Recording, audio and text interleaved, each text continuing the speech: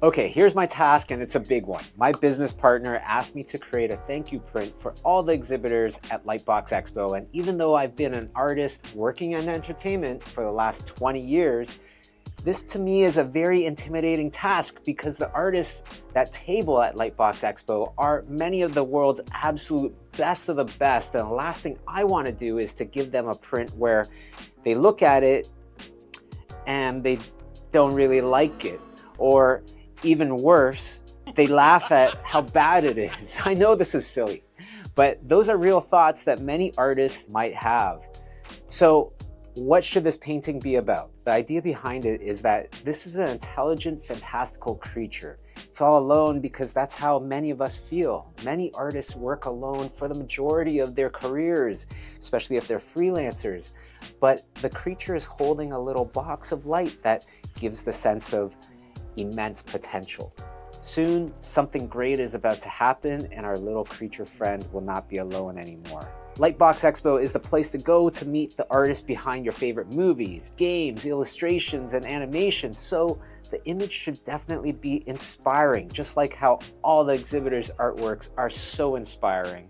The image should also be hopeful because LightBox Expo is a place that is full of potential. People are constantly making new friends, finding new connections or opportunities, and a great place to grow your network.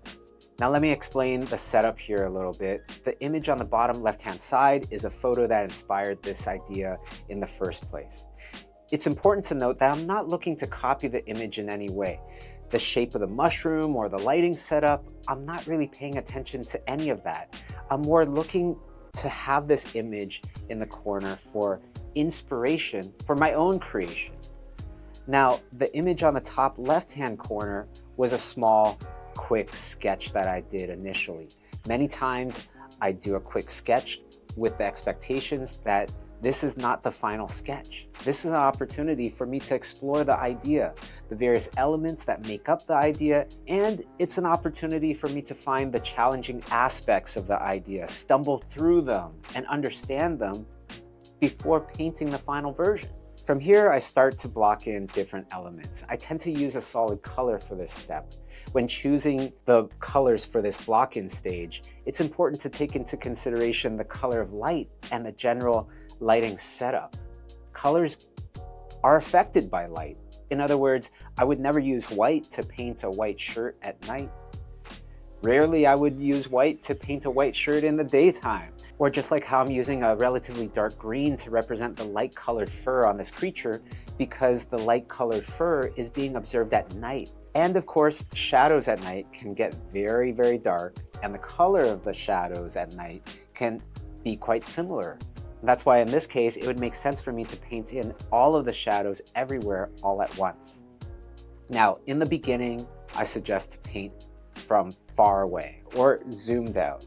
This allows you to observe the painting as a whole and stay away from focusing in on little sections without taking into consideration the rest of the painting. Focusing on little parts of your painting can result in beautiful parts of your painting, but as a whole, there could be a lack of cohesiveness. The other benefit to painting from far away is that you tend to paint faster and cover more ground since the area you're painting is essentially smaller. After this step, I want to indicate textures of fur and feathers. Having interesting textures will also help to guide the eye to focus on the creature. And when you're talking about visual clarity, expressing different textures can help to distinguish between different elements. Adding in tonal patterns can help as well. It's important to remember that most animals have a variety of colors and textures, even when they're covered with fur. Usually the fur on the animal's back is actually quite different than the fur on its belly, for example.